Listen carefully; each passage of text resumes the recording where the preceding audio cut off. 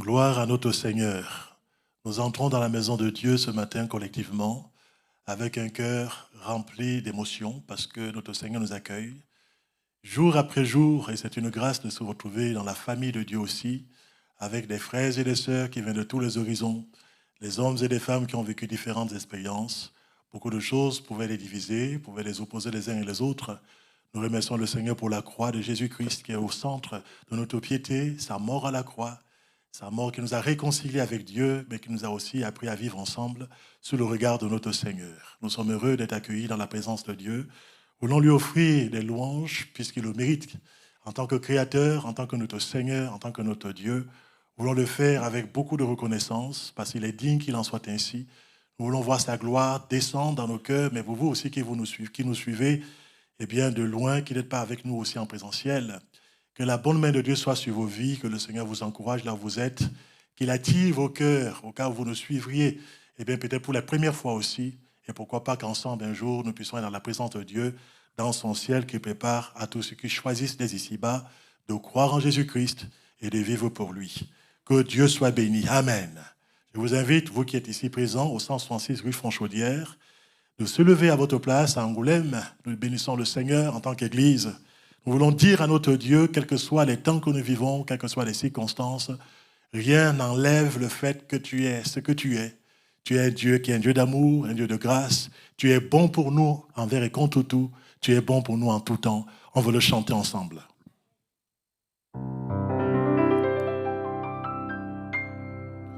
Dieu est bon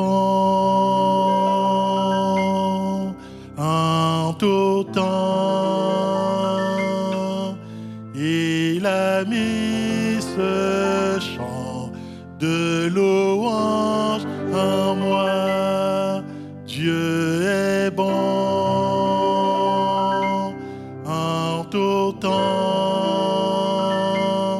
À travers la nuit, sa lumière jaillit.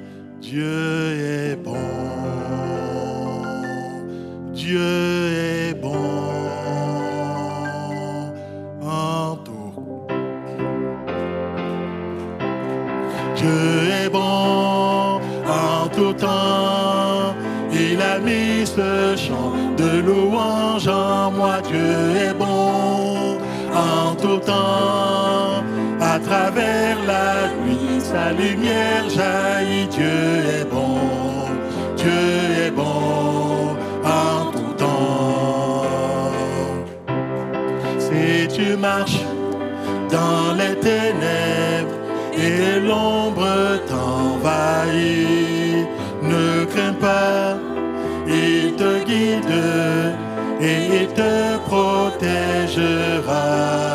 Il a promis d'être avec toi, jamais il ne t'abandonnera. Dieu est bon en tout temps. Il a mis ce chant de louange en moi. Dieu est bon en tout temps. À travers la nuit, sa lumière jaillit. Dieu est bon. Dieu est bon en tout temps. Nous étions si indignes, mais il est mort pour nous tous. Il nous remplit de son esprit. Maintenant nous déclarons que son amour durera jamais et ses bontés pour l'éternité. Dieu est bon en tout temps. Il a mis ce chant de louange en moi. Dieu est bon en tout temps. À travers la nuit, sa lumière jaillit. Dieu est bon. Dieu est bon en tout temps. Même si je ne comprends pas tous les plans formés pour moi, ma vie est dans tes mains. Et à travers les yeux de la foi, je vois Dieu est bon en tout temps. Il a mis ce chant de louange en moi. Dieu est bon en tout temps. À travers la nuit, sa lumière jaillit. Dieu est bon, Dieu est bon, Dieu est bon, Dieu est bon, Dieu est bon, Dieu est bon en tout temps. On peut acclamer Jésus ensemble. Oui, Jésus, tu es merveilleux pour nos cœurs. Tu es le Seigneur de notre foi. Merci de ce que tu l'as suscité un jour dans notre cœur. Merci, mon Dieu, pour ta présence qui nous accompagne. Quels que soient, mon Dieu, les passages de cette vie et quelles que soient les différentes étapes de notre progrès ici-bas sur la terre, un jour, nous savons que nous régnons avec toi dans ton ciel de gloire. Nous sommes voyageurs sur la terre. Nous sommes étrangers, mon Dieu, par rapport à ce monde. Mais nous sommes connus de toi. Et un jour, nous serons dans la cité céleste que tu as préparée d'avance pour ceux que tu aimes. Un jour, nous habiterons dans ta présence et rien ne pourra plus jamais nous séparer de ta présence, mon Dieu. Que ton nom soit béni, mon Dieu. Merci pour ce que tu as commencé dans nos cœurs et pour ton œuvre dans nos vies. Merci, Seigneur. Alléluia. Tu es notre bon berger. Et en toi, nous avons toute satisfaction. Que ton nom soit célébré de tout notre cœur, au nom de Jésus-Christ. L'Éternel est mon berger, dira David. Je ne manquerai de rien. Il est celui qui satisfait mon âme. Alléluia. Si vous avez faim et soif, venez à Jésus-Christ. Quelles que soient vos aspirations les plus nobles, Jésus-Christ est capable de les satisfaire. Et quels que soient les passages de notre vie, nous ne serons plus jamais tout seuls. Et il nous accompagnera. Alléluia. Que Dieu soit béni. Cela nous rassure, cela nous encourage et cela nous fortifie. L'Éternel est mon berger. Qu'on le dise ce matin comme une déclaration de foi devant Dieu, mais aussi devant le diable.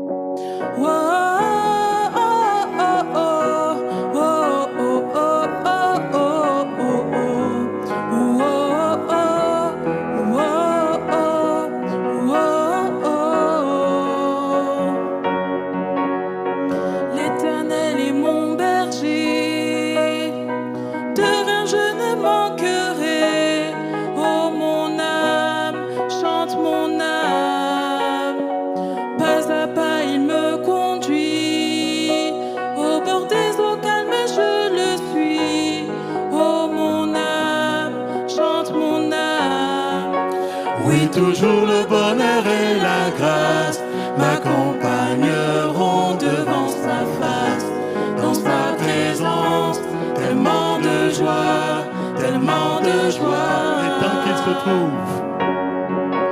Et tant qu'il se trouve auprès de moi, aucun mal, mon âme, tu ne craindras. Et dans son temps, je reviendrai, je reviendrai. Et si je traverse encore la vallée de l'ombre de la mort, oh mon âme, chante mon âme, puisqu'il m'aime le premier, non rien ne pourra me séparer de son amour, de son amour. Oui, toujours le bonheur et la grâce m'accompagneront devant sa face, dans sa présence, tellement de joie, tellement de joie. Il est là dans mon cœur. Et tant qu'il se trouve auprès de moi, aucun mal, mon âme, tu ne craindras. Et dans son temps, je reviendrai, je reviendrai. Yahweh, Yahweh, tu fais briller sur moi ton soleil. Yahweh, Yahweh, ta lumière chasse au loin les ténèbres. Yahweh, Yahweh, ta parole éclaire mon sentier. Yahweh, Yahweh, Yahweh. Bientôt il viendra me chercher, et dans sa maison j'habiterai. Oh mon âme, chante mon âme, sans cesse jusqu'à son retour. Mon âme chante son amour tous les jours, tous les jours. Oui, toujours le bonheur et la grâce m'accompagneront devant sa face. Dans sa présence, tellement de joie, tellement de joie. Il est dans nos cœurs. Et tant qu'il se trouve auprès de moi, aucun mal, mon âme, tu ne craindras. Et dans son temple, je reviendrai, je reviendrai. Yahweh, Yahweh, Yahweh, tu fais briller sur moi ton soleil. Yahweh, Yahweh, ta lumière chasse au loin les ténèbres. Yahweh, Yahweh, ta parole éclaire mon sentier. Yahweh, Yahweh, Yahweh.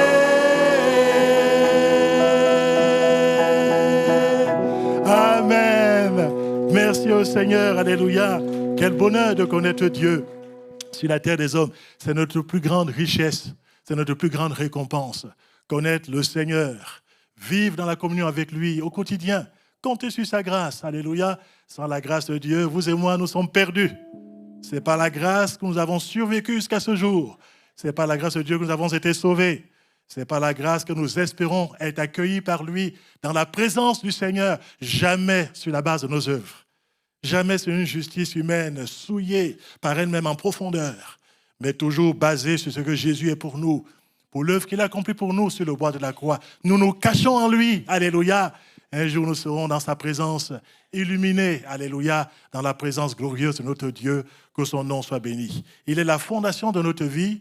Nous nous espérons en lui, nous nous appuyons sur lui, quelles que soient les circonstances qu'on le peut connaître ici-bas sur la terre.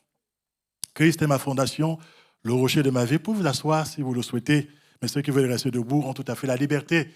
Glorieux des enfants de Dieu pour faire ce qu'ils ont envie de faire dans la maison du Seigneur. Christ est ma seule fondation.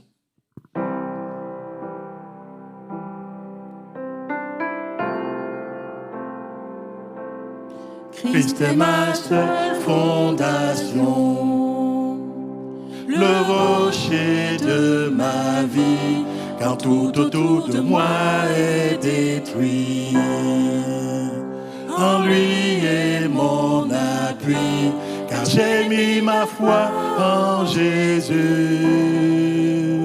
Il ne m'abandonne pas. Sa parole est solide et sûre, et ne me laissera jamais.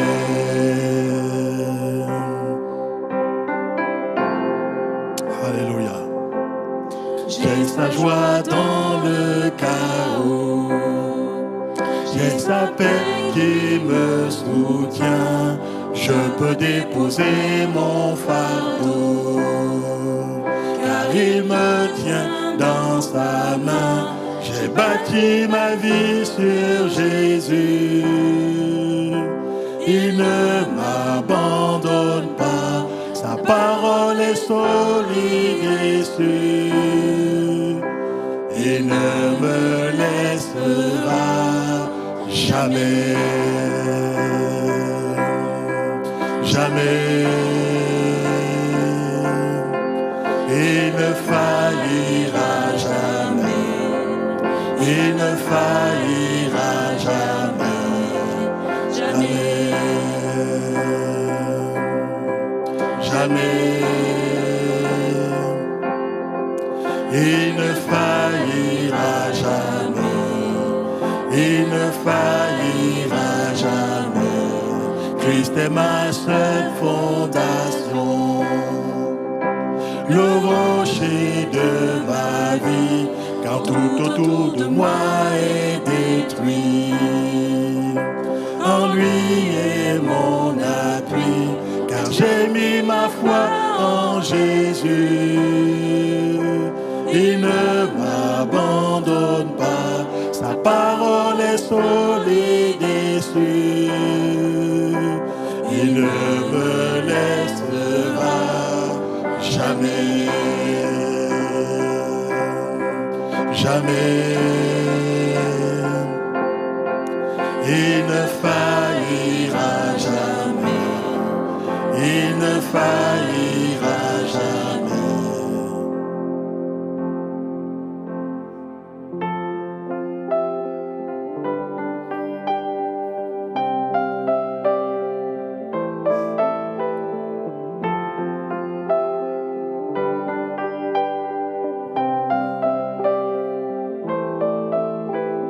Le vent, la pluie déferlent sur ma vie, mais j'ai bâti ma maison sur Jésus-Christ. Le vent, la pluie déferlent sur ma vie, mais j'ai bâti ma maison sur Jésus-Christ. Le vent, la pluie déferlent sur ma vie, mais j'ai bâti ma maison sur Jésus-Christ. Je ne tremblerai pas, je suis fondé sur toi. Je ne tremblerai pas, j'ai bâti ma vie sur toi. Oh, oh, oh, oh, je ne tremblerai pas. Oh, oh, oh, oh, j'ai bâti ma vie sur toi. Christ est ma seule fondation, le rocher de ma vie, quand tout autour de moi est détruit. En lui est mon appui, car j'ai mis ma foi en Jésus. Il ne m'abandonne pas, sa parole est solide et sûre. Il ne me laissera jamais.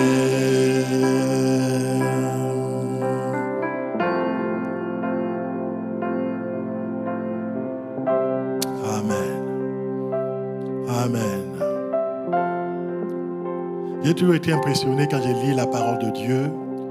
Combien de fois Jésus, bien sûr, s'est intéressé à l'individu.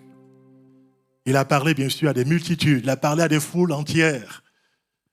Mais combien il a su s'arrêter devant des personnes spécifiques, des personnes qui avaient de grands besoins. Il s'arrête devant le lépreux. Il lui adresse la parole. Il opère un miracle. Il s'arrête devant l'aveugle, qui est parfois mal vu par les autres, parfois rejeté, rabroué.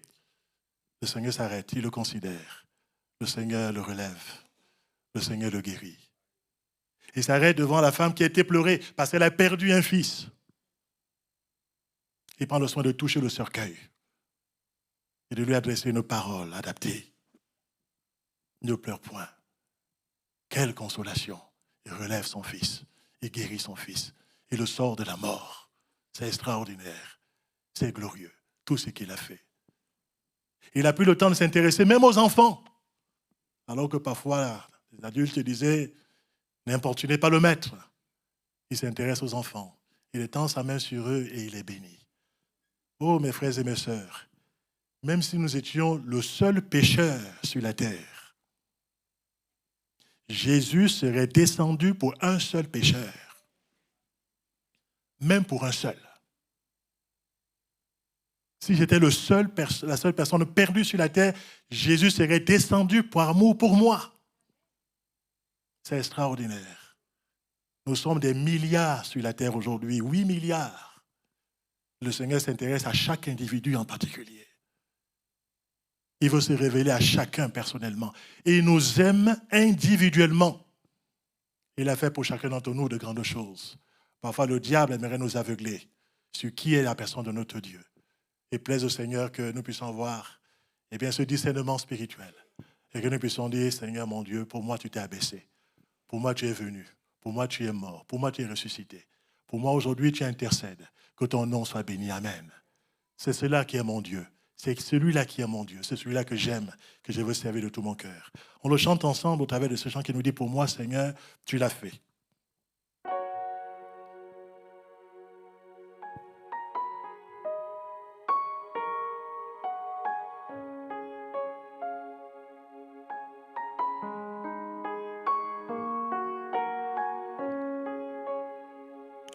Même si pour moi tu devais t'abaisser pour porter ma vie et tout réconcilier, me montrer le Père qui m'a tant aimé, je sais que pour moi tu l'as fait.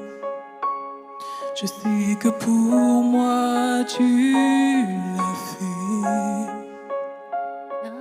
Mon Dieu tient toujours ses promesses, me couvrant de tendresse. Voici quel est mon Dieu, car il fait toutes choses nouvelles. Sa grâce est éternelle. Il a ouvert les cieux, voici quel est mon Dieu.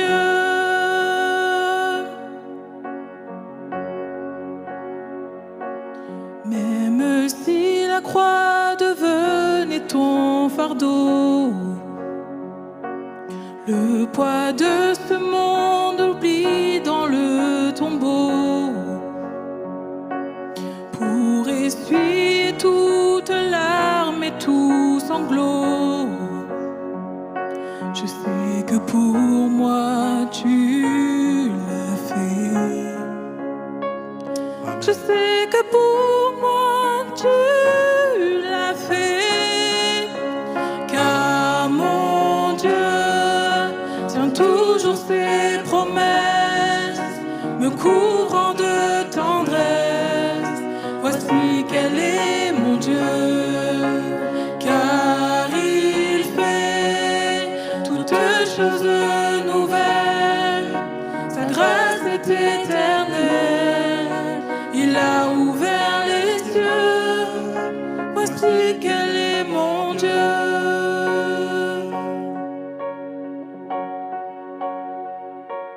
Même si ta vie devait être oubliée, en prenant la place du serviteur caché, pour que je revive en ta fidélité, je sais que pour moi tu l'as fait. Je sais que pour moi tu l'as fait, car mon Dieu tient toujours ses promesses, me couvrant de tendresse. Voici quel est mon Dieu, car il fait toutes choses nouvelles. Sa grâce est éternelle. Il a ouvert les cieux.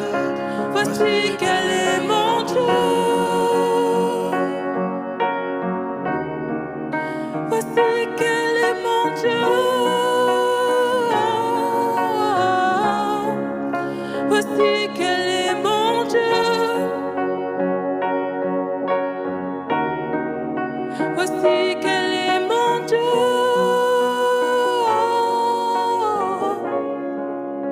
Voici quel est mon Dieu.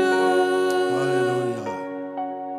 Oh Seigneur notre Dieu, oui, quel Dieu extraordinaire, incomparable, le Dieu unique. Nous te remercions de ce que tu t'es révélé à nous, le Père, le Fils et le Saint-Esprit. Ce Dieu unique en trois personnes que nous aimons, que nous chérissons de tout notre cœur. Merci Seigneur pour le plan parfait que tu as eu pour cette humanité perdue. Merci mon Dieu pour la puissance de ta rédemption. Oui, tu as tant aimé ce monde perdu que tu as donné Jésus-Christ, ton Fils unique. Oui, Seigneur, afin que quiconque croit en lui ne périsse point, mais qu'il ait la vie éternelle. Un jour, c'est ce quiconque. C'est ce moi, Seigneur mon Dieu, qui était perdu dans ma misère, dans mes chaînes, esclave du péché. Mon Dieu, tu as été patient à mon égard. Mon Dieu, tu as frappé avec insistance à la porte de mon cœur blessé, mon cœur meurtri, mon cœur, Seigneur mon Dieu, rebelle aussi, mon cœur amer. Tu as pu trouver ta place, mon Dieu, dans ma vie. Tu as changé mon existence tout entière. Je veux te remercier pour ma destinée, mon Dieu, qui est désormais cachée en toi. Oui, Seigneur, quand Christ paraîtra, moi aussi je paraîtrai avec lui dans la gloire.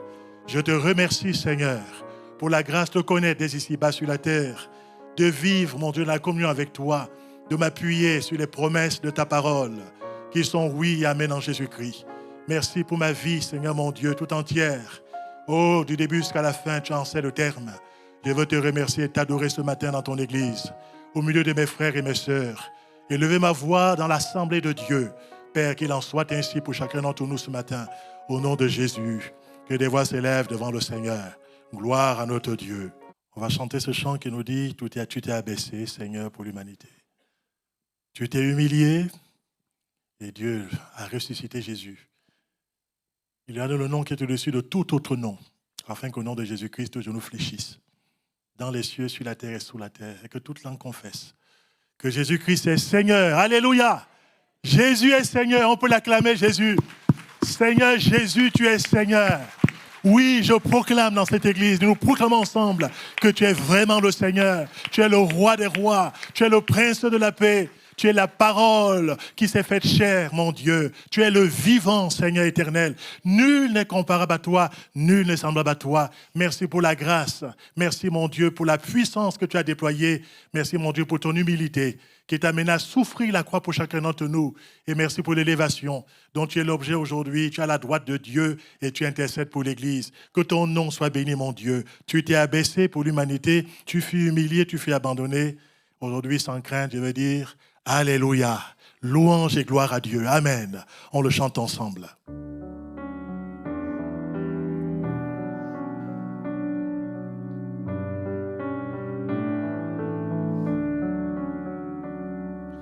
Tu t'es abaissé pour l'humanité. Tu fus humilié et abandonné. Ta mort est ma vie. Tu payas le prix sans crainte aujourd'hui. Mon âme s'écrie Alléluia, Alléluia, Alléluia. Tu es saint, tu es saint.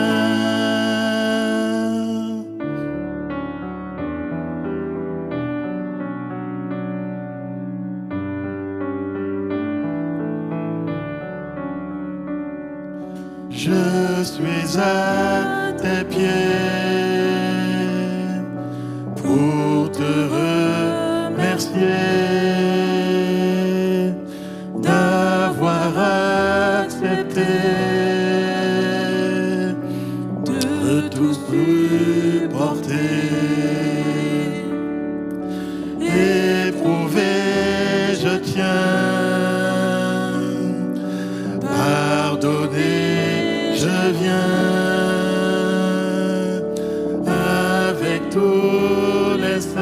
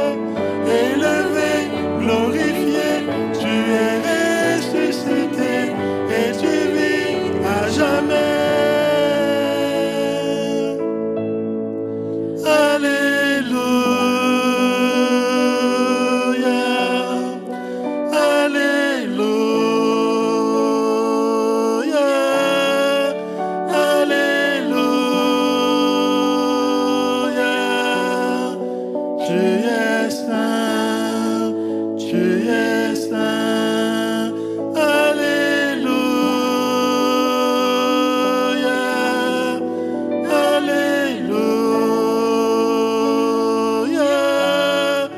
Alléluia. Tu es saint. Tu es saint.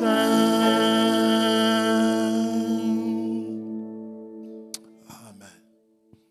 Amen. Vous pouvez prendre place, frères et sœurs. Gloire à notre Dieu.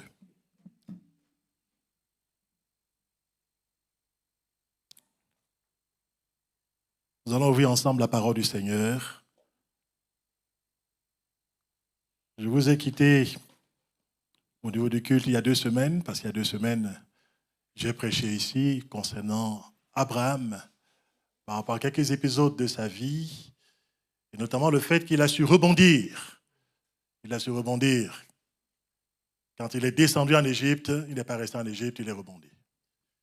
Il s'est relevé, il est reparti de l'avant. Ça a été la dynamique de la prédication que Dieu a mis sur mon cœur il y a 2 semaines.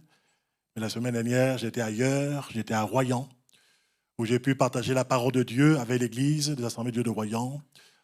Nous bénissons le Seigneur. Et aujourd'hui, je vais revenir sur le personnage d'Abraham avec encore un épisode particulier que j'aimerais mettre sur notre cœur ce matin.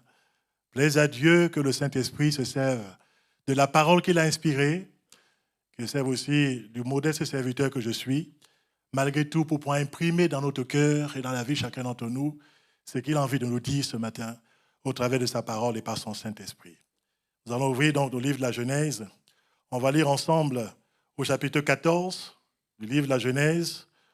On va lire à partir du verset 14 jusqu'à Genèse, chapitre 15, verset 1er.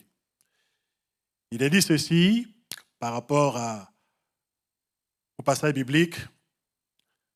Dès qu'Abraham eut appris que son frère avait été fait prisonnier, il arma 318 de ses plus braves serviteurs nés dans sa maison. Et il poursuivit les rois jusqu'à Dan. Il divisa sa troupe pour les attaquer de nuit, lui et ses serviteurs. Il les battit et les poursuivit jusqu'à Shoba, qui est à la gauche de Damas. Il ramena toutes les richesses. Il ramena aussi Lot, son frère, avec ses biens, ainsi que les femmes et le peuple. Après qu'Abraham fut revenu vainqueur de Kédor Laomer et des rois qui étaient avec lui, le roi de Sodome sortit à sa rencontre dans la vallée de Chavé, qui est la vallée du roi. Melchisédek, roi de Salem, fit apporter du pain et du vin. Il était sacrificateur du Dieu Très-Haut.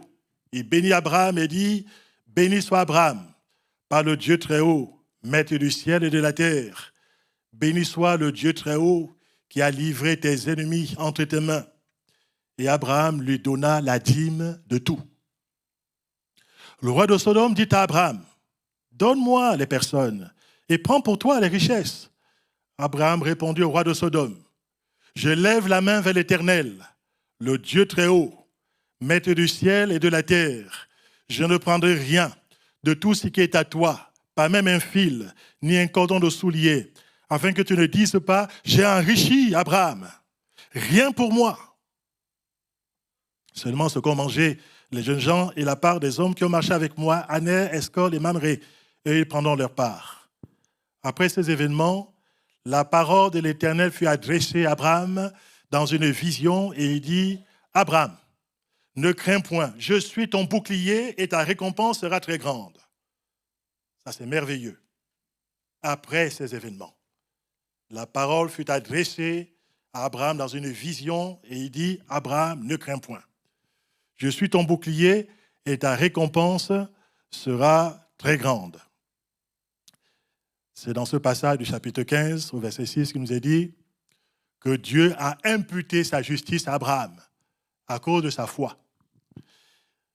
On va lire ensemble un passage dans l'Épître aux Hébreux, au chapitre 11.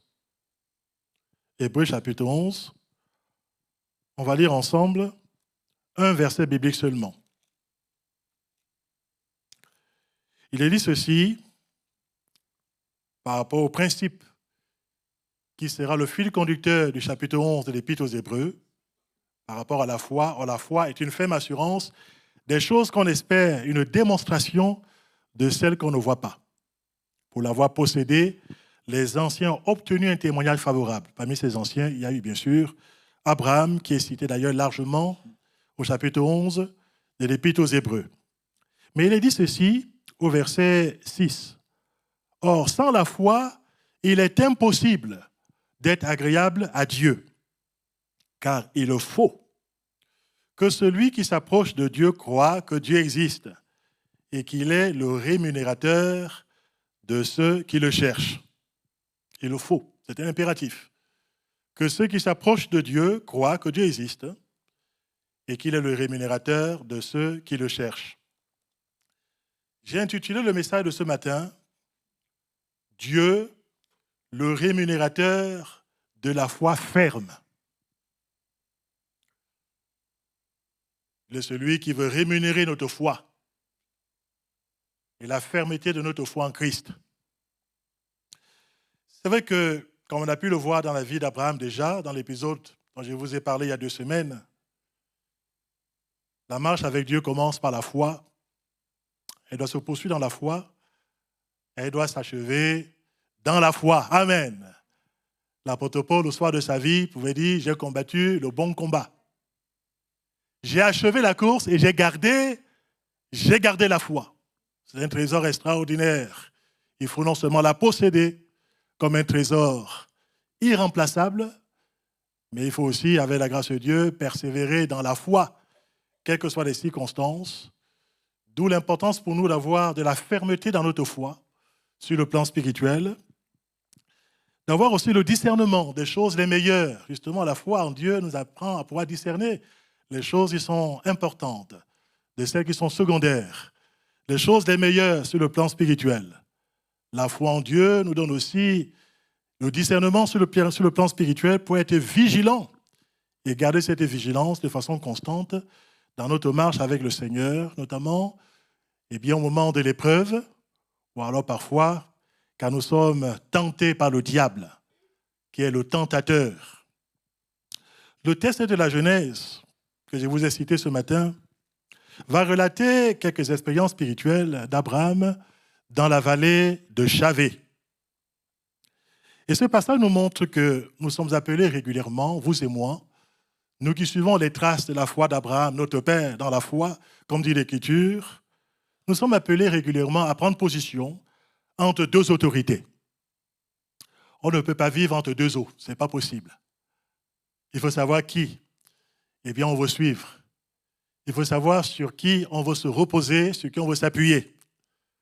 On ne peut pas vivre à la fois en s'appuyant sur les principes du monde et sur la parole de Dieu. On ne peut pas servir à la fois le diable et Jésus-Christ.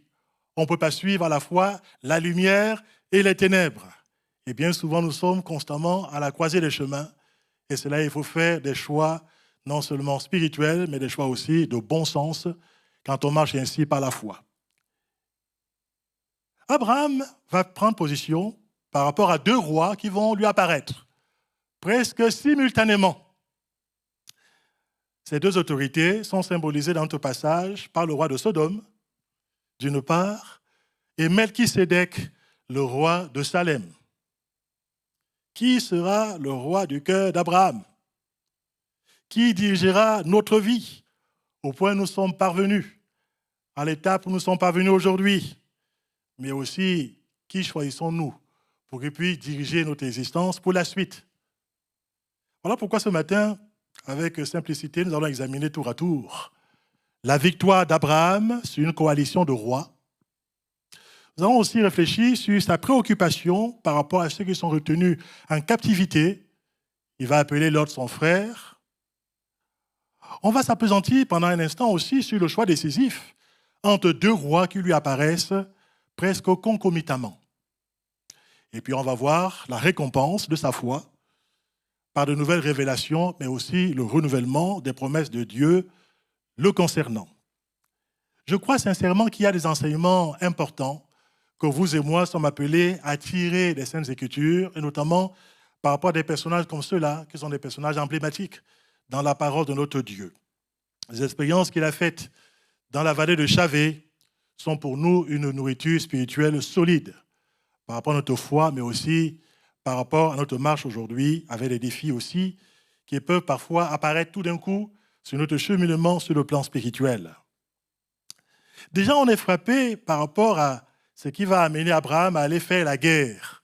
On peut se dire, a priori, au fond, en quoi était-il concerné par rapport à ce conflit qui était là une coalition entre plusieurs rois, 4 rois contre 5 rois, qui habitaient pas loin de chez lui, c'est vrai, c'était des contrées environnantes aussi, mais ils se sont coalisés pour faire la guerre les uns contre les autres. Mais il se trouve que pendant cette guerre, il y aura quelqu'un de la famille d'Abraham, appelé Lot, qui sera pris en otage, qui sera rendu prisonnier. Non seulement lui, mais aussi sa femme, ses enfants, mais aussi tous ses biens.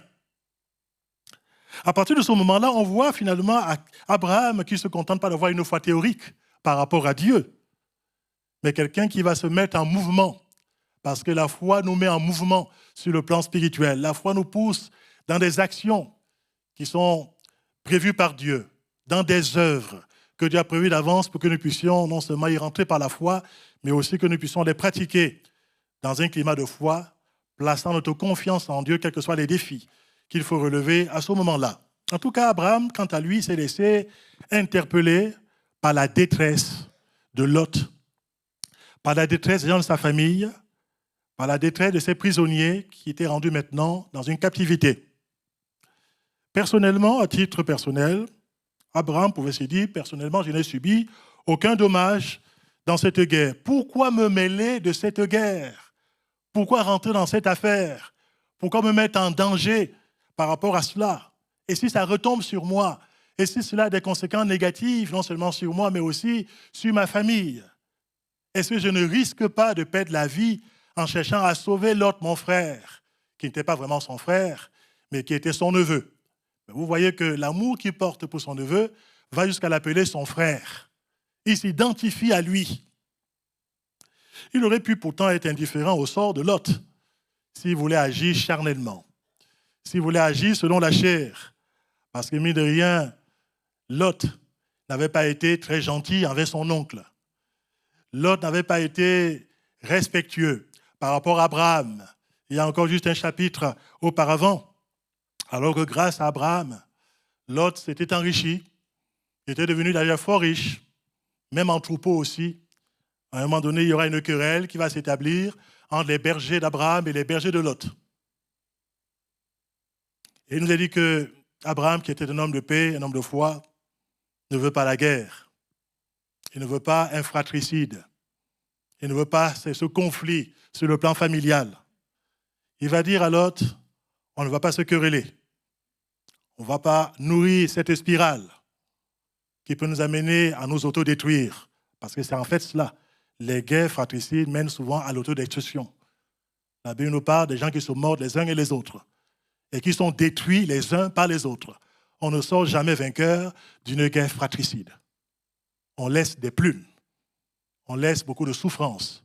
Et ça, c'est une chose qui est vraie. Abraham, un homme de discernement, ne veut pas rentrer dans ces guerres fratricides. Il va donc dire à Lot, voilà, nous sommes là devant une perspective extraordinaire. Dieu nous a placés ici. Jusqu'à présent, il nous a conduits. Maintenant, tu vas choisir. Si tu vas à gauche, moi j'irai à droite. Si tu vas à droite, moi j'irai à gauche. Il est temps que nous puissions nous séparer. L'autre aurait pu dire quand même, Abraham, c'est grâce à lui que je suis arrivé à cette position. C'est grâce à lui que j'ai eu toutes ces richesses. Je vais laisser la priorité à mon aîné. Abraham, je lui laisserai quand même faire le choix en premier. Mais non. Lot va profiter pour faire un choix non pas selon l'esprit, mais un choix selon la chair. Il a regardé aux apparences. Il a regardé la vallée de Sodome à cette époque. C'était comme un jardin qui était arrosé. La Bible dit que ça ressemblait d'ailleurs à un jardin d'Éden. Il a été frappé par la convoitise des yeux. Il a été frappé par la convoitise de la chair. Il n'a finalement pas discerné des choses sur le plan spirituel et après la suite, il est allé s'installer à Sodome. L'Écriture nous précise, alors que Lot vient de s'installer à Sodome, que des gens de Sodome, c'était des gens qui étaient méchants des gens pervers qui étaient de grands pécheurs devant l'Éternel. Ce n'est pas moi qui le dis, c'est le texte biblique qui nous informe. Donc Lot a fait un mauvais choix. Abraham aurait pu se dire, après tout, c'est son choix. Il se retrouve dans le pétrin, il n'a qu'à se débrouiller, il n'a qu'à apprendre des expériences négatives qu'il est en train de vivre maintenant. Abraham est ému par autre chose. Il est ému de l'amour de Dieu, il est ému d'une vraie compassion venant du Seigneur. Il est aussi animé d'une grande foi que Dieu est capable de délivrer son neveu Lot. D'accord, il a fait un mauvais choix. D'accord, il s'est installé à Sodome. D'accord, il s'est accoutumé à cette vie mauvaise. Même si son âme est tourmentée, il ne veut pas prendre une position radicale en quittant Sodome. Ok, c'est son problème. Mais moi, je vais quand même aller, puisque je sais qu'il est maintenant captif, entre les mains des païens. Je ne le laisserai pas à son triste sort. Je ferai tout ce que je peux en mon pouvoir pour le sortir de sa misère, pour le sortir de ses chaînes. On voit qu'Abraham, ce qui va donc l'interpeller, c'est l'être humain, quel qu'il soit. Et je pense que ce qui doit nous interpeller par-dessus tout à l'heure, je revenais là-dessus, c'est le sort des êtres humains, quel que soit ce qu'ils ont fait, bien fait ou mal fait par rapport à Dieu. Une personne qui n'est pas en Christ, c'est une personne qui est perdue. C'est une personne qui est prisonnière, qui est dans les chaînes du diable. C'est une personne qui est esclave des passions funestes qui l'ont parfois dominé, écrasé. Et le diable les tient dans une rude servitude sur le plan spirituel. On peut se dire, après tout, pourquoi me sentir concerné par le sort des âmes qui sont perdues, qui parfois ont fait des mauvais choix, qui sont installés dans des positions qu'ils ont choisies eux-mêmes. Il leur arrive le malheur qui leur arrive. Mais nous ne pouvons jamais parler comme ça. Si nous sommes animés de la vraie foi qui vient de Dieu, si nous sommes animés des sentiments qui animaient le Christ, on ne peut jamais parler comme cela. Quand quelqu'un se trouve dans la misère, même s'il a abandonné les voies de Dieu, même s'il est enchaîné par le diable à cause de son mauvais choix, on a à cœur de voir la personne s'en sortir. Que vous en pensez de cela? On est ému d'une vraie compassion, une compassion divine. Et c'est ce qui va animer Abraham immédiatement. Il nous a dit aussitôt qu'il a appris que son frère a été fait prisonnier, il a armé 318 de ses plus braves serviteurs nés dans sa maison et il va poursuivre les rois jusqu'à Dan. Toute la grandeur d'âme d'Abraham apparaît dans ce simple récit, cette simple mention. On remarque qu'Abraham n'a gardé aucun ressentiment à l'égard de Lot, son neveu. Il n'a pas gardé de la colère par rapport à lui. Ce n'est pas un homme rancunier. Il n'a pas alimenté l'amertume dans son cœur. Non. C'est un homme qui marche avec Dieu, qui a une communion authentique avec le Seigneur. Peut-être avait-il connu quelques moments de frustration, mais Dieu n'est-il pas celui qui nous guérit de nos frustrations? N'est-il pas celui qui veut nous sortir de nos amertumes? N'est-il pas celui qui veut nous guérir de nos blessures? Il est capable de pouvoir le faire. Alléluia. Si on se confie en lui, il peut nous restaurer entièrement, quelles que soient les contrariétés qu'on a pu connaître ici-bas sur la terre. Abraham va refuser de nourrir la rancune. Et quand il apprend que son neveu Lot est dans la détresse, son cœur est ému. Et il vole immédiatement à son secours. Le récit biblique est quand même très précis. Il y a une promptitude dans la narration. C'est un récit qui est très dynamique. Il dit aussitôt, dès qu'il lui a appris, il se met en mouvement. Il ne perd pas son temps dans des atermoiements. Il ne perd pas son temps dans des raisonnements charnels. Il ne va pas se réjouir du malheur qui atteint celui qui a fait un mauvais choix et qui a entraîné sa famille dans son mauvais choix. Il se met directement en mouvement dans le but de pouvoir le secourir. Il emploie toutes les forces dont il dispose. On voit que son cœur est complètement libre de tout ressentiment, de toute méchanceté, de tout désir de se venger. Dieu sera avec Abraham. Croyez-vous qu'avec 318 personnes qui ne sont même pas des soldats, qui sont en fait des bergers, avec 318 personnes, aurait-il été capable, à lui, avec ces moyens-là, de pouvoir arriver à battre des soldats qui eux étaient aguerris, une coalition de plusieurs royaumes? C'était impossible sur le plan humain. Mais parce que Dieu était avec Abraham et que Dieu était d'accord avec cette entreprise de sauvetage, cette entreprise salutaire à l'égard de cette personne qui était perdue, Dieu accompagne Abraham dans cette bataille. D'ailleurs, il nous est dit par la suite que c'est Dieu lui-même qui a livré ses ennemis entre les mains d'Abraham. Mais Dieu a vu la prise de position d'Abraham. Il a vu son cœur. Il a vu sa disponibilité. Il a vu sa consécration. Il a vu son zèle à pouvoir faire ce qui est bien, ce qui est juste, et bien aux yeux de Dieu, indépendamment de ses sentiments personnels. Et il va. Et le Seigneur l'accompagne dans la bataille. Et par la suite, il remporte ce combat extraordinaire. On peut imaginer que quand Abraham revient, après avoir vaincu ses rois, quand il revient avec Lot qu'il a libéré de la captivité, avec la famille de Lot qui est là aussi, avec aussi tout ce qui était dans la maison de Lot, mais aussi avec tous les biens de Lot, avec toutes les richesses qui étaient là, Abraham doit être accueilli en héros. C'est le grand sauveur. C'est quelqu'un qui a fait quelque chose d'extraordinaire. Et Abraham aurait pu dire finalement, mais je vais publier mon exploit. Je vais faire la une de tous les journaux dans les villages à cette époque-là. Abraham reste vigilant sur le plan spirituel. Que de gens parfois, après avoir eu un succès, peuvent se relâcher. Que de gens parfois, ayant eu à remporter quelques victoires sur le plan spirituel, peuvent se dire, maintenant ça va, Dieu est avec moi, je me relâche. Je baisse la garde, j'ai assez travaillé, je veux me reposer un tout petit peu, y compris physiquement, y compris peut-être moralement. Je vais baisser la garde de la vigilance sur le plan spirituel. Cela n'a pas été le cas d'Abraham. Vous savez, la Bible nous parle dans l'Épître aux Hébreux de pouvoir tenir ferme après avoir tout surmonté. Quel que soit le succès, quelles que soient les victoires qu'on a pu avoir. Il y a des personnes qui s'enflent d'orgueil parce qu'ils ont eu quelques victoires.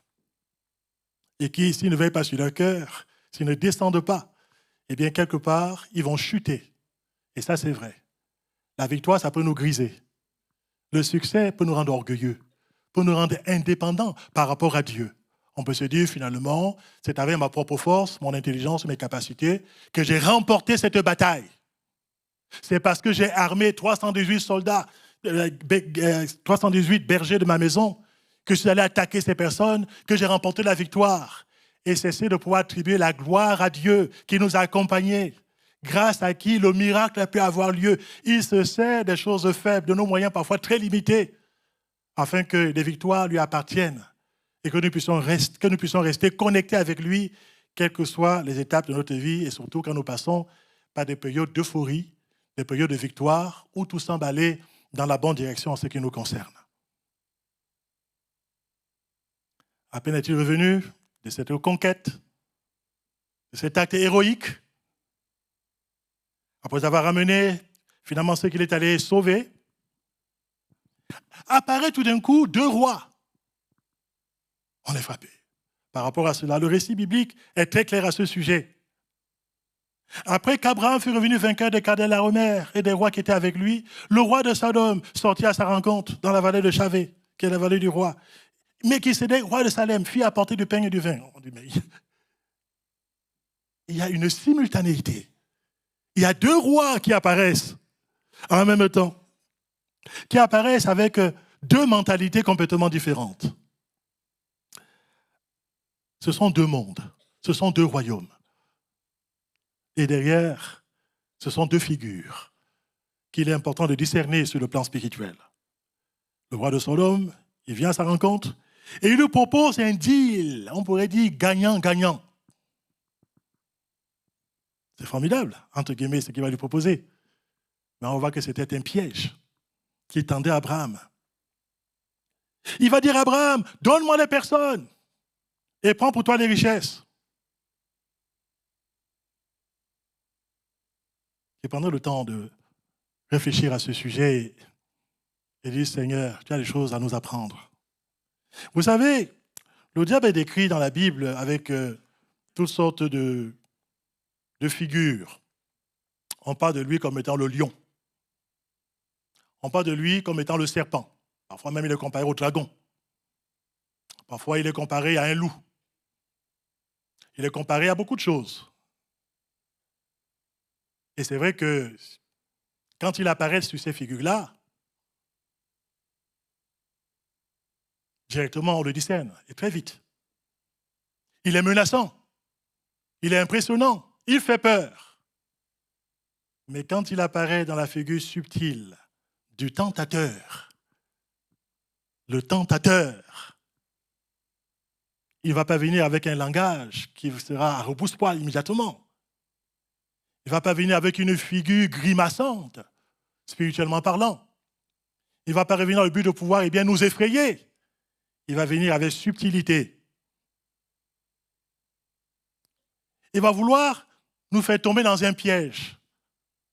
Non pas de façon brutale, mais de façon très subtile. Ce même diable qui n'a pas changé, on le verra des siècles plus tard, tentant même le Fils de Dieu. C'est extraordinaire.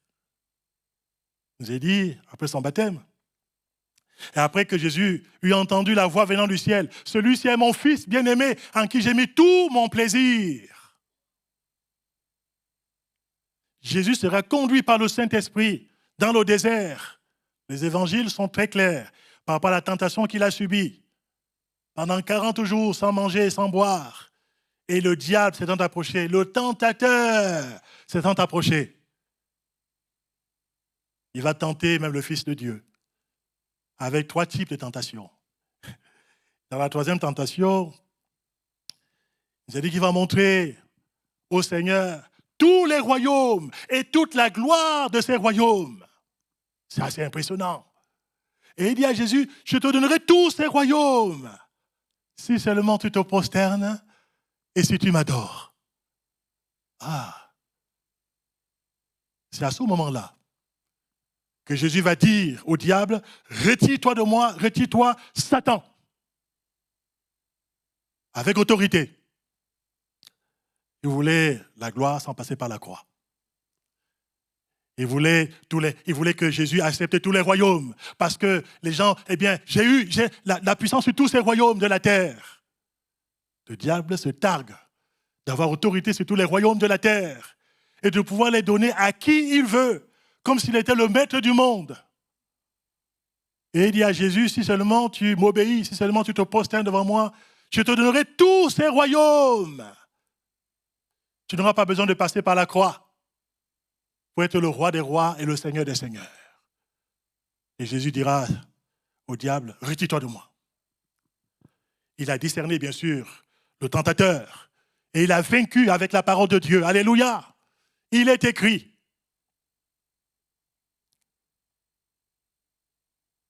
Ici, Abraham, il est tenté par le roi de Sodome. Avant d'aller plus loin, Dieu va permettre qu'apparaisse sur le même temps un autre roi, animé d'une autre mentalité, pour contrecarrer les plans de l'ennemi. Avant que le roi de Sodome ne puisse amorcer le cœur d'Abraham, Abraham va faire une rencontre soudaine, destinée à le prémunir, à le fortifier pour le moment de la tentation qu'il va subir. Ainsi se manifeste d'ailleurs dans ce récit le secours divin qui arrive toujours au moment opportun, au moment favorable. Et un personnage mystérieux va apparaître tout à coup, Melchisédek. Son intervention, elle est subite. Rien ne l'a annoncé dans le récit biblique. Il n'est pas dit qu'il est venu par tel ou tel chemin, ou de telle ou telle manière. Mais il se trouve qu'il est présent à ce moment clé de la vie d'Abraham. Comme si, au fond, il avait toujours été là, à ses côtés. Melchisédek, roi de Salem, apparaît à ce moment-là, apportant des emblèmes de la Sainte Seine. Ça, c'est quand même remarquable. La Sainte Seine, déjà avant la croix. C'est fort, c'est puissant comme enseignement sur le plan spirituel. Il fit apporter du pain et du vin. Il était sacrificateur du Dieu très haut. Et il bénit Abraham. Et dit, béni soit Abraham par le Dieu très haut, maître du ciel et de la terre. Béni soit le Dieu très haut qui a livré tes ennemis entre tes mains. Et Abraham lui donna la dîme de tout. Il n'y a pas de coïncidence. Dieu est le maître du temps. Il est aussi le maître des circonstances. On a beaucoup épilogué, on a beaucoup discuté, on a beaucoup commenté au sujet de ce personnage assez particulier appelé Melchisédek. Qui était-il en réalité? D'où venait-il? Son apparition est aussi soudaine qu'énigmatique. Et après cet épisode d'ailleurs, on ne fait plus mention de lui dans la suite du récit de la Genèse. Alors, beaucoup de commentaires à son sujet. Était-il un personnage vraiment historique? Ou alors un personnage symbolique d'une réalité lumineuse à venir? Vraie question. Des siècles passent, près de 1000 ans après ce récit dont je vous parle là, et David, inspiré par le Saint-Esprit, dans le psaume 110, fait mention de Melchisédek. Alors qu'ici, il y a un silence total de la Bible au sujet de ce personnage. On n'en parle plus. Jusqu'à ce que David, inspiré par le Saint-Esprit, il parle de ce personnage de Melchisédek, annonçant prophétiquement dans ce psaume la personne de Jésus-Christ dans son office de souverain sacrificateur. Tu es sacrificateur pour toujours à la manière de Melchisédek. Psaume 110, verset 4. Et surtout, 1000 ans après, cette mention du psaume 110, l'auteur de l'Épître aux Hébreux va en parler abondamment. Là encore, il y a près de 1000 ans de silence. Et tout d'un coup, au chapitre 7 de l'Épître aux Hébreux, ce personnage fort intéressant est de nouveau cité. On va lire ensemble comment il est mentionné dans Hébreux au chapitre 7. On va lire rapidement parce que c'est très important pour chacun d'entre nous. Il est dit en effet, c'est le seul récit et c'est le seul texte du Nouveau Testament qui parle de Melchisédek dans l'Épître aux Hébreux. En effet, ce Melchisédek était roi de Salem, sacrificateur du Dieu très haut. Il alla au-devant d'Abraham lorsqu'il revenait à des fêtes des rois et il le bénit. Et Abraham lui donna la dîme de tout. Il est d'abord roi de justice, d'après la signification de son nom. Ensuite, roi de Salem, c'est-à-dire roi de paix. Il est sans père, sans mère, sans généalogie. Il n'a ni commencement de jour, ni fin de vie. Mais il est rendu semblable au Fils de Dieu. Ce Melchisédek demeure sacrificateur à perpétuité. Considérez combien est grand celui auquel le patriarche Abraham donna la dîme du butin. Ceux des fils de Lévi qui exercent le sacerdoce sont d'après la loi lors de lever la dîme sur le peuple, c'est-à-dire sur leurs frères, qui cependant sont issus des reins d'Abraham. Et lui qui ne tirait pas de son origine, il leva la dîme sur Abraham et il le bénit, celui qui avait les promesses. Or, c'est sans contredire l'inférieur qui est béni par le supérieur. Nous sommes en présence d'un personnage énigmatique, un personnage historique. Il dit qu'il était roi de Salem, mais un personnage symbolique, un type de Christ dans son office de souverain sacrificateur. Quelqu'un pourrait même dire, en allant plus loin, que c'est une sorte, pour ceux qui sont dans cette interprétation-là, une sorte de Christophanie. C'est-à-dire, en définitive, une sorte d'apparition christique avant son incarnation à Bethléem. Quelle que soit l'interprétation qu'on peut avoir par rapport à ce personnage, il arrive au bon moment. Il arrive au bon endroit. Il arrive auprès de la bonne personne, Abraham. Il le sait, la tentation qu'il va subir de la part de ce roi de Sodome. Une tentation subtile, puissante. Il apparaît à ce moment-là.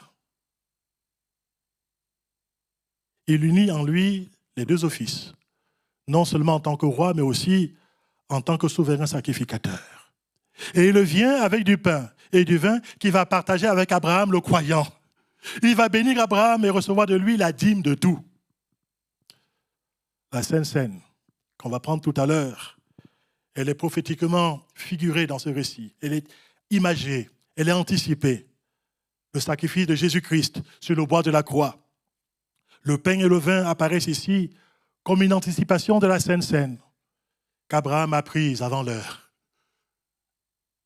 à côté de Melchisédek, le sacrificateur particulier qui apparaît à ce moment-là, non seulement pour le fortifier spirituellement, pour lui apporter une nouvelle révélation de Dieu. Il connaissait Dieu comme étant le Dieu Tout-Puissant, El Shaddai.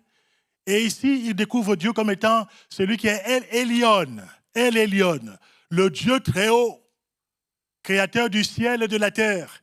Là, il y a une nouvelle révélation par rapport à l'identité de Dieu. Il est le Tout-Puissant, mais aussi celui qui a toute autorité dans le ciel et sur la terre. C'est lui qui est le Créateur.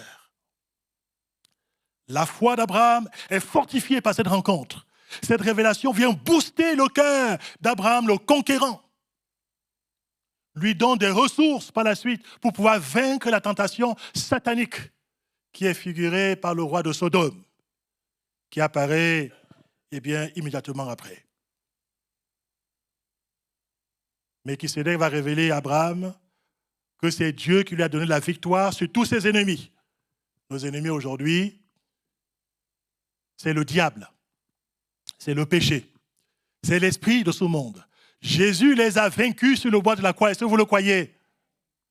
Et en Jésus-Christ, nous aussi, par la foi en lui, nous sommes plus que vainqueurs.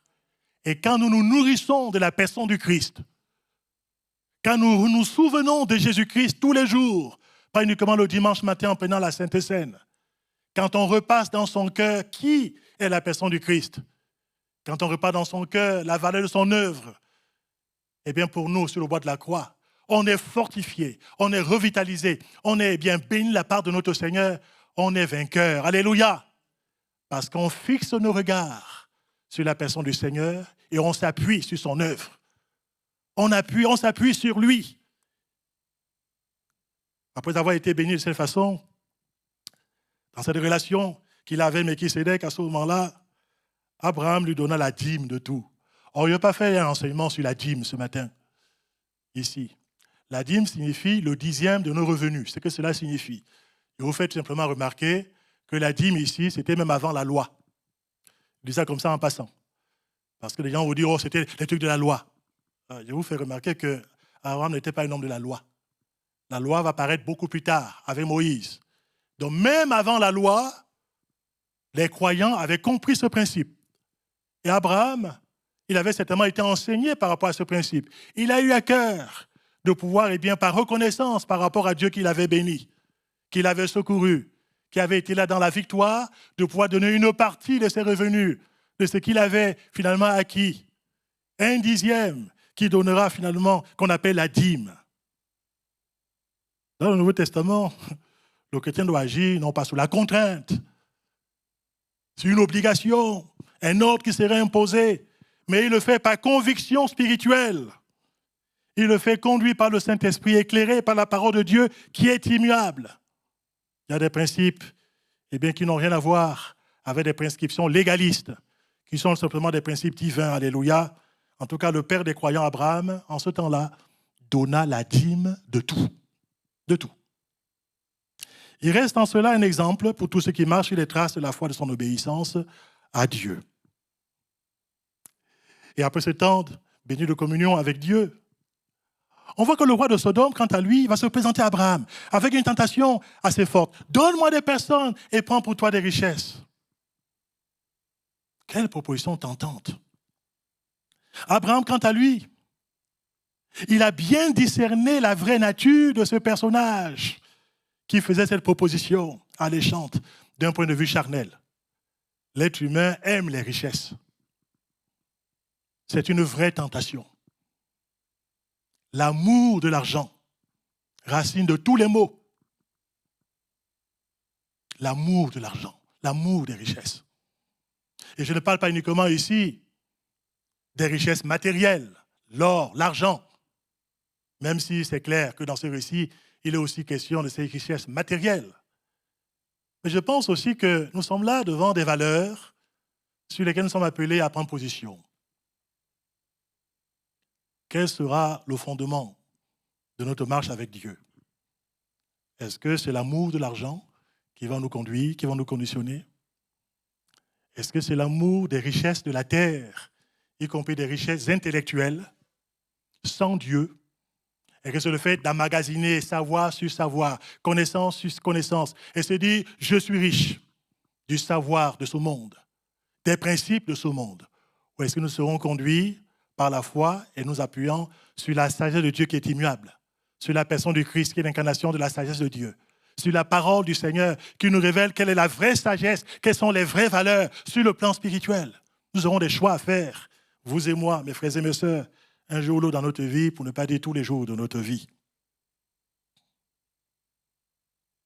Abraham, après avoir été béni spirituellement par le biais de Melchisédek, son âme est rassasiée de biens sur le plan spirituel. Abraham va considérer les choses de la terre avec une perspective éclairée par la communion qu'il a avec Dieu, sa foi vivante par rapport au Seigneur. Un peu comme Moïse, des siècles plus tard, il nous a dit qu'il a méprisé les richesses de l'Égypte parce qu'il regardait ce qui est invisible. Il avait déjà eu à cœur de s'associer à l'opprobre de Christ, qui signifie la croix. Il a refusé la jouissance du péché. La jouissance du péché. Il avait des valeurs supérieures qui l'animaient. Il avait des principes qui étaient meilleurs. Il avait un discernement sur le plan spirituel pour dire que rien ne peut remplacer des valeurs spirituelles dans la vie de quelqu'un. Que servirait-il à un homme de gagner le monde entier s'il perd son âme? Que donnerait un homme en échange de son âme? Même si le diable faisait la proposition de vous dire « Je vous donnerai le monde entier, mais donnez-moi votre âme », ce serait une folie de pouvoir dire « Oui, je veux gagner le monde entier, je laisse le contrôle de mon âme au diable. » Plaise à Dieu que le Saint-Esprit nous éclaire. Et si nous sommes encore aveuglés par le diable ou par les principes de ce monde, que nous puissions discerner qui est vraiment la personne de Jésus-Christ. Que nous puissions dire « Seigneur », comme parfois, il y a un chant qu'on chante dans nos églises. J'ai dit, Christ est tout pour moi. Il est ma récompense. Christ seul me suffit. Tout ce dont j'ai besoin se trouve en lui. Est-ce que vous le croyez toujours dans les églises? Nous avons tout pleinement en lui. Il satisfait profondément nos cœurs. Cherchez premièrement le royaume de Dieu et sa justice. Tout le reste vous sera donné par-dessus. Bâtir sa communion avec Dieu, ne pas pactiser avec le diable. Le diable aimerait, il y avait la conclusion de ce récit, nous aveugler par les convoitises des yeux, les convoitises de la chair, la sagesse de ce monde qui rejette Dieu, les philosophies trompeuses. Il aimerait qu'on en soit abreuvé, qu'on en soit nourri, et que cela soit les éléments fondateurs de nos réflexions, les éléments fondateurs de notre marche avec Dieu, non plus marchant en nous appuyant sur les Saintes Écritures ou marchant sur la communion qu'on a avec le Christ, mais sur les principes élémentaires du monde. Il aimerait remplir nos cœurs de ténèbres pour que nous ne puissions pas nous préoccuper du salut éternel des personnes qui nous entourent. Donne-moi des hommes, parce que le diable aimerait contrôler les êtres humains. La vraie bataille se situe à ce niveau-là. Il aimerait que les hommes soient dans son empire, que les hommes se livrent au péché, que les hommes vivent dans la désobéissance par rapport à Dieu, que tout le monde soit comme les habitants de Sodome, qui étaient de grands pécheurs et des gens méchants contre l'Éternel. Le diable est content de voir des chrétiens qui finalement s'habituent à voir les gens vivre dans le péché en se disant « ce n'est pas si grave ». Que des hommes ne soient pas ta préoccupation, ne te préoccupe pas du salut des âmes. Je peux t'enrichir si tu le souhaites. Je peux te donner même bien un certain confort. Prenez tout ce dont tu as besoin. Mais surtout, en tant que croyant, ne te préoccupe pas du salut des âmes des gens de ta famille. Ne te préoccupe pas des âmes autour de toi. Ferme les yeux par rapport à la détresse des gens. Abraham ne ferme pas les yeux. Une fois qu'on lui dit que Lot a été emprisonné avec ses femmes, Abraham promptement, il va au secours. Il prend des risques. Il se soucie des hommes plus que des richesses. Il se soucie de faire la volonté de Dieu. La préoccupation centrale, c'est quoi? C'est que le Seigneur soit glorifié, que des âmes soient libérées de la puissance des ténèbres. Le diable aimerait que les églises soient comme celle de la Odyssée, qui vont dire, je suis riche, je me suis enrichi, je n'ai besoin de rien. Et qui ont mis Jésus à la porte, et ses préoccupations principales à la porte aussi. Jésus dira à cette église de la Odyssée, toi qui dis que tu es riche et enrichi, tu n'as besoin de rien, mets un collier à tes yeux. C'est un problème de discernement en fait. Mets un collier à tes yeux. Repens-toi. Parce que ta vision, elle est mauvaise. Tu mets les priorités là où elles ne doivent pas être. Tu te trompes par rapport au schéma directeur de ta vie. Qu'est-ce qui te régit aujourd'hui? Que le Seigneur t'éclaire, que le Seigneur nous éclaire. Oh, vous savez, que nous ayons des richesses matérielles, des richesses intellectuelles, oh, ce n'est pas la hantise et la peur du diable. Hein. Il n'est pas impressionné par rapport à ça. Au contraire. Si ça peut nous aveugler, il est très content. Mais que nous soyons remplis d'amour pour des âmes perdues et que nous fassions tout pour leur salut, notre priorité, voilà ce qui fait vaciller l'empire du diable. Le diable a peur d'une église qui se soucie des âmes, qui prie régulièrement pour le salut des âmes, qui a cœur de témoigner, d'arracher les hommes à leur misère, que ce soit la misère spirituelle, la misère psychologique, la détresse dans laquelle le diable veut les plonger, dans laquelle il veut les enfermer. Le roi de Sodome a proposé à Abraham une inversion des valeurs, un échange mortel, un compromis. Abraham refuse les termes de ce compromis.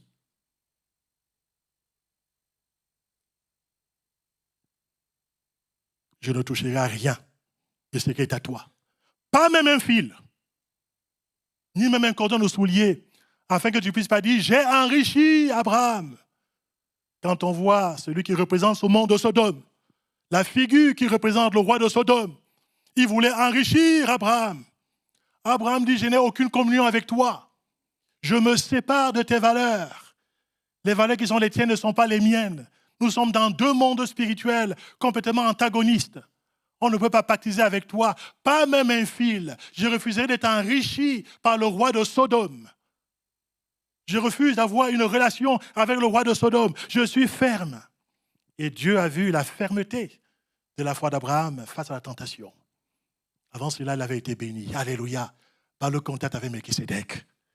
Il avait été fortifié par la Sainte Seine, avec toute la dimension spirituelle que cela va avec. Pas même un fil, le refus de tout souillure de la chair, de tout souillure de l'esprit, de tout compromis avec le monde des ténèbres. Pas même un fil, aucune attache avec les principes d'un monde pervers et corrompu, avec ses antivaleurs. Pas même un fil de concession avec ce qui peut corrompre mon cœur, ma vision spirituelle ou ma relation avec Dieu. Pas même un fil. Je me rattache à ce mauvais monde, sur le plan spirituel parlant. Et la conclusion, ce sera quoi? Il finit avec ça. Dieu va apparaître après ces événements. Il va dire à Abraham, je serai ton bouclier. C'est-à-dire, Abraham, toi qui viens de prendre une position aussi ferme, tu pourrais te dire, mais ici, finalement, le roi de Sodome veut se venger contre moi. Parce qu'après tout, je l'ai humilié en refusant son marché de dupes. Je n'ai pas voulu rentrer dans son marchandage. Et s'il faisait des représailles contre moi, et Dieu apparaît à Abraham, il dit à Abraham, je serai ton bouclier, je suis ton bouclier, amen. Mes frères et mes sœurs, prenons position pour le Christ. Dieu sera notre bouclier, est-ce que vous le croyez? Sa grâce nous environnera comme un puissant bouclier devant les traits enflammés du diable. Il est notre puissant bouclier. Le bouclier de la foi en Dieu qui nous protège, qui nous garde. Le diable peut chercher à se venger contre nous parce qu'on refuse de pactiser avec lui, parce qu'on veut marcher selon ses principes. On ne veut pas avoir des compromis avec Satan. Il peut se dire, je me vengerai sur lui ou sur sa famille. Soyons fermes dans la foi. Amen. Si Dieu est avec nous, qui sera contre nous? Et Dieu dit à Abraham, je suis ton bouclier.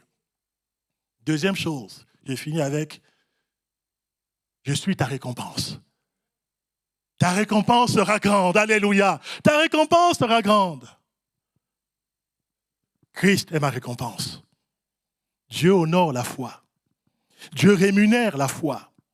Il ouvre devant la foi en lui des perspectives glorieuses sur notre vie personnelle, mais aussi sur tous ceux qui nous tiennent à cœur. Quand nous marchons dans la foi, dans l'obéissance à Dieu, le ciel nous est ouvert. Amen. Car sans la foi, il est impossible d'être agréable à Dieu. Mais la foi nous aide à pouvoir discerner les choses. La foi replace des vraies valeurs dans notre cœur. Il y a des choses qui sont plus importantes que d'autres. Il y a des principes sur lesquels on ne peut pas faire de compromis. Il y a des choses à lesquelles on ne peut pas pactiser. Le monde des ténèbres, on le condamne au nom de Jésus-Christ. Et on s'attache à Jésus-Christ de tout notre cœur. Pas même un fil ne nous rattache à ce monde perdu. Amen.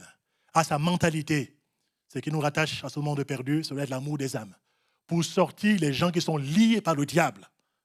Se préoccuper de leur sort, alléluia, de leur misère intérieure, de la détresse, de la séparation d'avec Dieu. Oui, mon frère, que Christ soit notre récompense. Vous en pensez de cela? Que Dieu soit notre puissant bouclier. Le diable peut faire tout ce qu'il veut. Si Dieu est avec nous, eh bien, qui sera contre nous? Le diable cherche à nous impressionner. Ne tombons pas dans ses pièges. Il peut venir avec un langage doucereux, chercher à s'infiltrer. Avec la grâce du Seigneur, ayons tout ce discernement spirituel pour pouvoir dire, par rapport au diable, rien pour moi. Je refuse que tu m'enrichisses. Pas un fil. Je refuse que tu puisses te targuer d'avoir enrichi le croyant que je suis. Christ est ma richesse. J'ai tout pleinement en lui. Que Dieu soit béni. Amen.